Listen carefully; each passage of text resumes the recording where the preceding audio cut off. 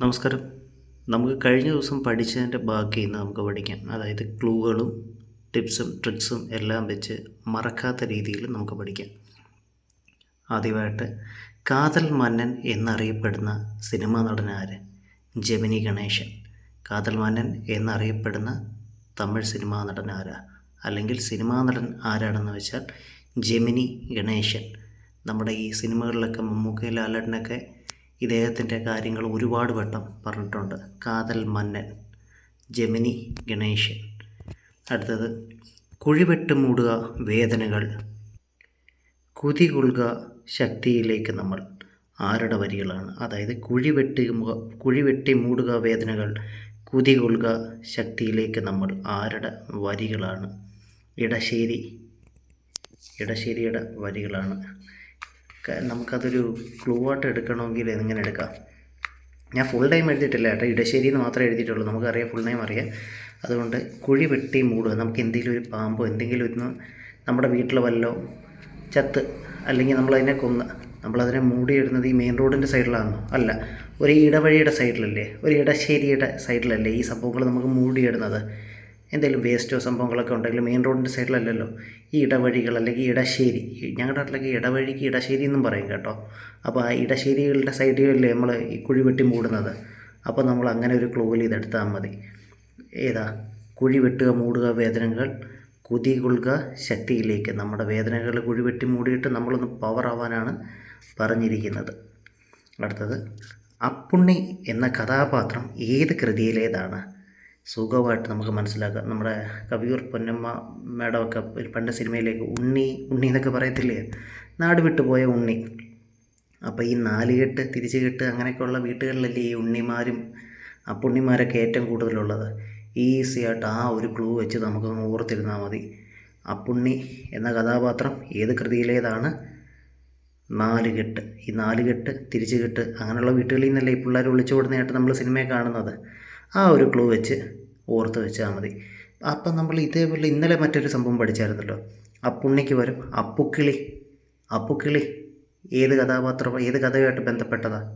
ഖസാക്കിൻ്റെ ഇതിഹാസത്തിനായിട്ട് ബന്ധപ്പെട്ടതാണ് അപ്പുക്കിളി.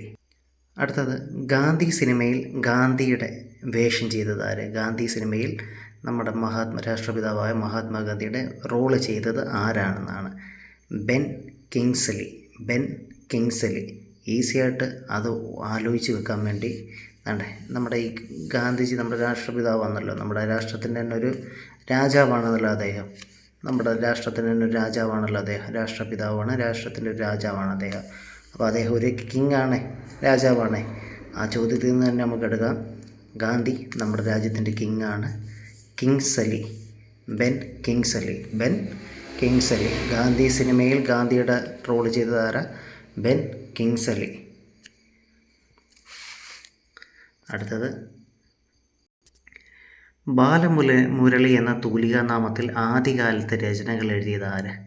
ബാലമുരളി എന്ന തൂലികാനാമത്തിൽ ആദ്യകാലത്തിൽ രചനകൾ എഴുതിയത് ആര്? ONV കുറുപ്പാണ് ബാലമുരളി എന്ന തൂലികാനാമത്തിൽ ആദ്യകാലത്ത് രചനകൾ എഴുതിയത്.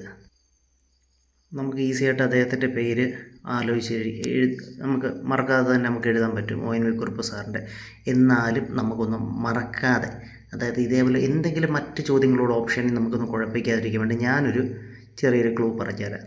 നമ്മുടെ ഈ സുകുമാരക്കുറുപ്പിൻ്റെ ഇല്ലേ സിനിമയുണ്ടല്ലോ, കുറുപ്പിനകത്ത് അദ്ദേഹം ആദ്യം തന്നെ വേഷം മാറി പല പേരുകളിൽ എഴുതിയിട്ടുണ്ടല്ലോ.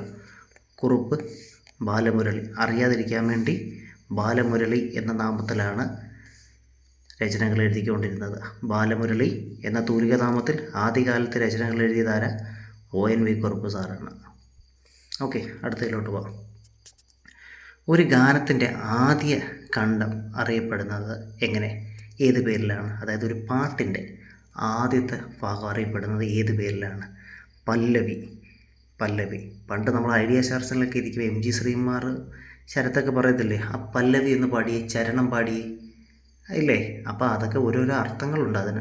ഈ പല്ലവി എന്ന് വെച്ചാൽ അവർ പറയത്തില്ല പാട്ടിൻ്റെ ആദ്യത്തെ ലൈൻ എന്ന് പാടിയെന്ന് അവർ പറയത്തില്ല, പല്ലവി എന്ന് പാടിയെന്നേ പറയത്തുള്ളൂ. പല്ലവി എന്ന് വെച്ചാൽ പാട്ടിൻ്റെ ആദ്യം, ഒരു ഗാനത്തിൻ്റെ ആദ്യ ഖണ്ഡം അറിയപ്പെടുന്ന പേരാണ് പല്ലവി.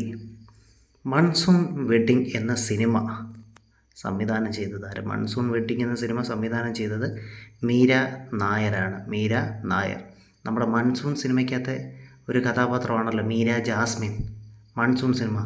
അപ്പോൾ ആ ഒരു ക്ലൂ വെച്ചിട്ടാണ് ഞാനിത് കണക്ട് ചെയ്ത് തരുന്നത്. അതായത് മൺസൂൺ വെഡ്ഡിങ്, മൺസൂൺ സിനിമയ്ക്കകത്ത് മീര ജാസ്മിൻ ഒരു ക്യാരക്ടർ ഉണ്ടല്ലോ, നല്ലൊരു നായികയോ മറ്റൊരു ക്യാരക്ടർ ചെയ്തിട്ടുണ്ടല്ലോ, അത് വെച്ചിട്ട് നമുക്കിത് കണക്ട് ചെയ്യാൻ പറ്റും.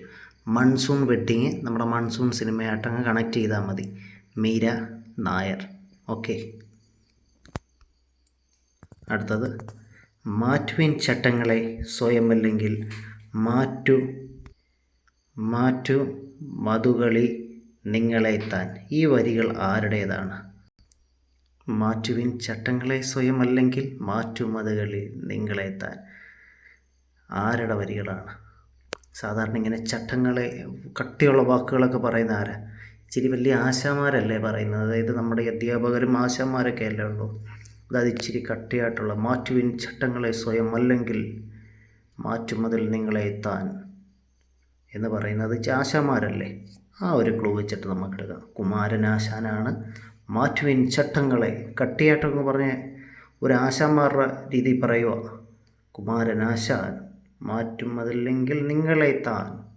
ഇച്ചിരി കട്ടിക്ക് ഒരു ആശാൻ്റെ കൂട്ട് പറഞ്ഞതാണ് കുമാരനാശാൻ. അടുത്തത്, തമിഴ്നാട്ടിലെ ചോളമണ്ഡലം കലാഗ്രാമം സ്ഥാപിച്ച ചിത്രകാരനാര്? തമിഴ്നാട്ടിലെ ചോളമണ്ഡലം കലാഗ്രാമം സ്ഥാപിച്ച ചിത്രകാരൻ ആരാണ്? KCS പണിക്കർ. KCS പണിക്കർ. അപ്പോൾ നമുക്കതൊരു ക്ലൂ ആയിട്ട് എടുക്കാം. തമിഴ്നാട്ടിലെ ചോളമണ്ഡലം. ഉറപ്പായിട്ട് ഈ ചോള ഈ ഒരു ചോദ്യം വന്നു കഴിഞ്ഞാൽ ഉറപ്പായിട്ട് നമുക്ക് എക്സാമിലൊരു ഹിൻറ്റ് നമുക്ക് കിട്ടും. ചോള. KCS പണിക്കർ. KCS പണിക്കരാണ് ഉത്തരം. അപ്പോൾ ഈസി ആയിട്ട് നമുക്കത് കണക്ട് ചെയ്യാൻ പറ്റുന്ന രീതി ഞാൻ പറഞ്ഞുതരാം. കേരളത്തിൽ നിന്ന് ചോളത്തിൻ്റെ പണിക്ക് തമിഴ്നാട്ടിൽ പോയി. കേരളത്തിൽ നിന്ന് ചോളത്തിൻ്റെ പണിക്ക് തമിഴ്നാട്ടിൽ പോയി. മറക്കത്തില്ല, 100% ഞാൻ പറയുന്നുണ്ട്, മറക്കത്തില്ല. ഇപ്പം കേട്ടിട്ട് നിങ്ങൾ ഫോൺ ഓഫാക്കി മാറ്റി വെച്ച് കിടന്നു, മറക്കത്തില്ല. എക്സാമിന് ഇപ്പം മറന്നെന്ന് തന്നെ ഇരിക്കട്ടെ, എക്സാമിന് ഈ ഒരു ചോദ്യം വരിക നിങ്ങളുടെ മനസ്സിൽ 100% ഉറപ്പായിട്ട് കയറും. ഈ ചോള എന്നൊരു വാക്ക് അല്ലെങ്കിൽ ചോളമണ്ഡലം കലാഗ്രാമം എന്ന് കേൾക്കുമ്പോഴേ നിങ്ങളുടെ മനസ്സിൽ ഈ ക്ലൂ ഉറപ്പായിട്ടും വരും. ചോളത്തിൻ്റെ പണിക്ക് തമിഴ്നാട്ടിൽ പോയി. പണിക്ക് ചോളമണ്ഡലം കലാഗ്രാമം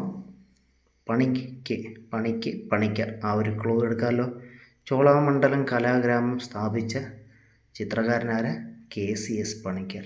KCS പണിക്കർ. ഈ KCS പണിക്കറിൻ്റെ ശിഷ്യനെ നിങ്ങൾക്കറിയാമായിരിക്കും. നമ്മുടെ ഈ ശംഖുമുഖത്തൊക്കെ വലിയ മത്സ്യകന്യകയുടെ ഒരു ശില്പമൊക്കെ തീർത്തൊരു വ്യക്തിയുണ്ടല്ലോ. അത് നിങ്ങളൊന്ന് നോക്കിയാൽ മതി, ആരാന്ന് നോക്കിയാൽ മതി.